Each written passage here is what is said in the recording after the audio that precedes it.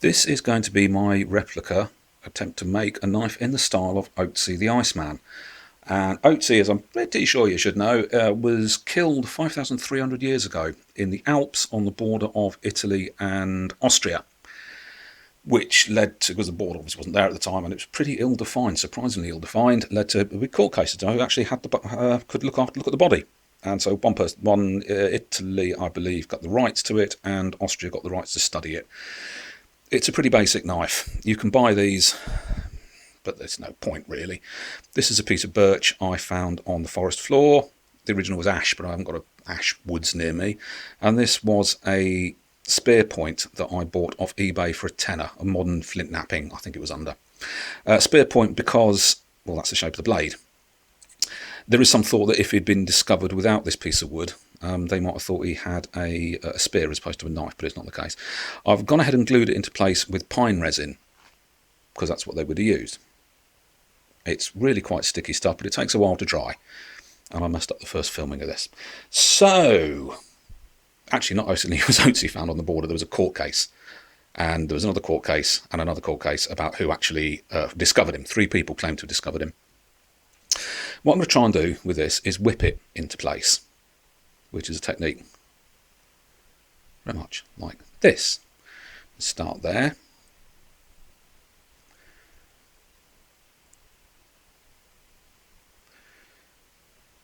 Thus. And just go round with my finger. We'll secure that loop into place. There we are. And round as neatly as you can. And round. And one thing that my researchers did show is that nobody is actually prepared to say how this worked on the original. Lots and lots of videos and research done trying to find out how this bit of string, which is a replica as far as I'm concerned of sinew, because it looks like an absolutely disgusting process, frankly, and I'd have no idea where to buy sinew. So no one actually says how this is finished off, so I'm doing it by whipping. So we stick that last little bit through there, and this is just string that I dyed in some water with some acrylic paint, just to make it look a bit more kind of accurate. Pull that through.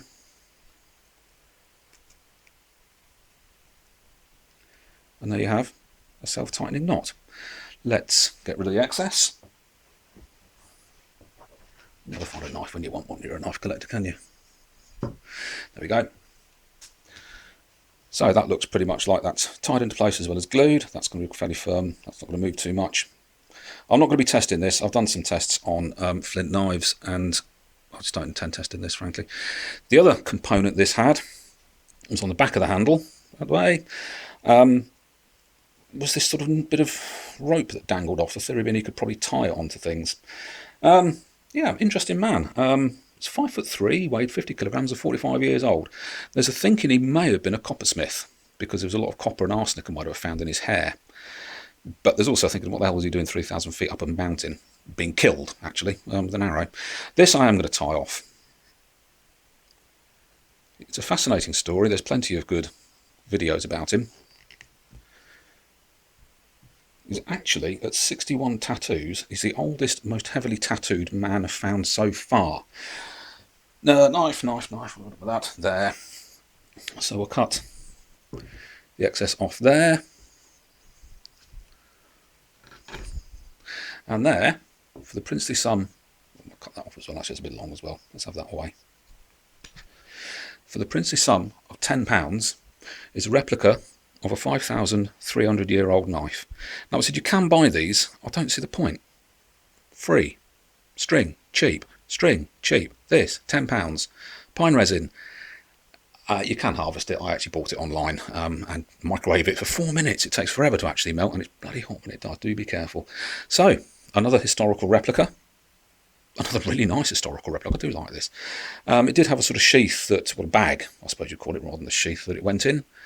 And this is it. I'm genuinely pleased with that. There's a bit of technology going on there. I think we can call glue technology. And I do advise you to go and watch a couple of videos about Otzi the Iceman, because it's interesting, and he's got some really, really nice kit on him as well. Yep, that's it. Let's see what we're trying to make next.